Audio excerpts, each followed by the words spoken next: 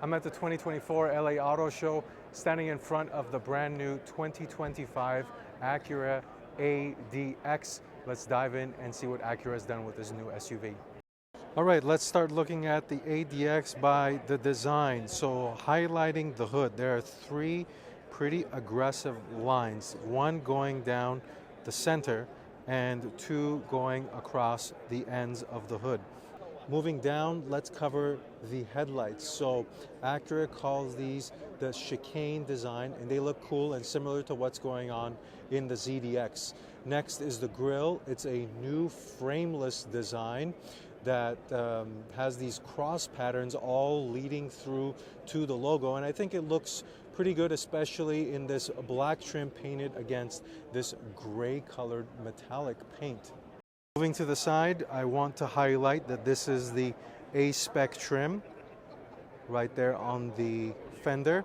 And what this means is that the fender flares, or the wheel arches, are going to be painted in this black color. And these wheels are also the optional 19-inch wheels. The standards do come with 18 inches. Continue around back, but a side profile look of it, it does have a bunch of angles. There's a cut here, and there's almost a cut here going down and almost even outward. And let's come around to the bend.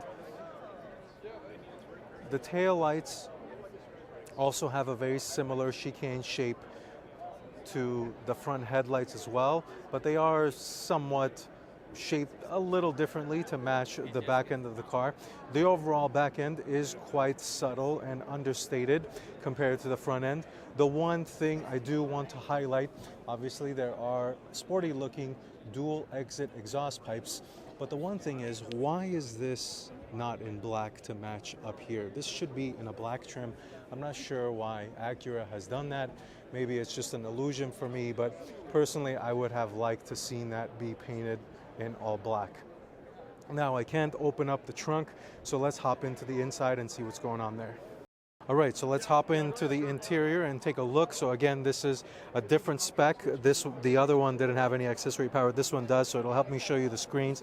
But the seat does have some red stitching on it. In terms of interior color, you have three black, red like the other one there, and also a white with blue trimming. But let's step in here. So there are two screens, one out in front of you serving as your digital gauge cluster, and also one here as the infotainment system. It is popped up there kind of like a tablet style, so it is a little bit of an eyesore. I always prefer when it's blended into the dash, and here's the dash level, and then you come up in the screen and then go back down. So I wish it was kind of blended in, but nonetheless it is what it is. It does have touchscreen capability. You can run Android Auto and Apple CarPlay. There is a physical volume knob and some buttons as well, so that's always appreciated. The other nice thing is the climate control system is also button controlled. There are no touch screens. Everything is tactile. Everything is a button, push button, no feedback, no haptic feedback, none of that stuff. There are two USB Type-C chargers and a wireless charger down here. Now in terms of overall space, sitting at 5'11", I do have plenty of headroom. I also have a lot of legroom. Somebody much taller and bigger than I am is going to fit in here just fine. The overall cabin space is a nice touch. There is a moonroof, actually a panoramic roof on top of my head. There's also one for the backseat passengers. So overall, it's pretty nice up here. And now let's jump to the back seats and see what's going on there. So now the back seats, here's a look, just a standard black interior. Some of the red stitching continues as a part of the A spec, but let's hop in. So sitting at 5'11", my hair is not touching the ceiling. I feel comfortable back here. I would say 2 adults is probably the more appropriate size. 3 adults is probably going to be a squeeze. 3 children are going to fit just fine. All right, in terms of what's underneath the hood, they won't allow me to look at the engine, but it is a 1.5 liter turbocharged 4-cylinder connected to a CVT transmission.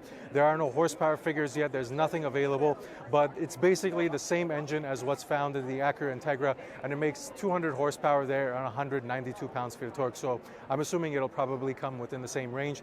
There are no pricing figures, but they do say this should be available sometime in 2025.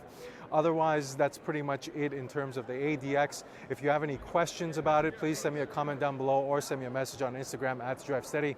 If you happen to be interested in other videos that I've done for the LA Auto Show, please, here are some links for you to click and watch. Otherwise, thank you for watching this video. Until next time, drive steady.